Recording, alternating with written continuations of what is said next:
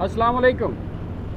मेरे प्यारे साथियों, इस वक्त हम सी पैक की एक चैन पर खड़े हैं। हम लोग डेरा गाजी खान से फोर्ट मिंटू की तरफ जा रहे हैं और जो हमारे पीछे आप देख रहे हैं ये एक ब्रिज चेन का हिस्सा है जो कि पंजाब को बलूचिस्तान से मिलाने के लिए डेरा गाजी खान से फोर्ट मिंटू तक जो है ना ये ब्रिजेस की चेन बनी है और ये चेन तकरीबन 32 किलोमीटर लॉन्ग है और इसमें दर्जनों ब्रिजेस जो है वो स्टील से बनाए गए हैं। और ये ब्रिजेस जो है वो हमारी जो ट्रेड है, पाकिस्तान की जो ट्रेड है जो सी पैक के ज़रिए से की जाएगी, उसके अंदर सहूलत फराहम करेंगे और बड़ी गाड़ियों को आसानी से जो है ये पहाड़ी इलाका गिरदू क्रॉस करने में हेल्प करेंगे।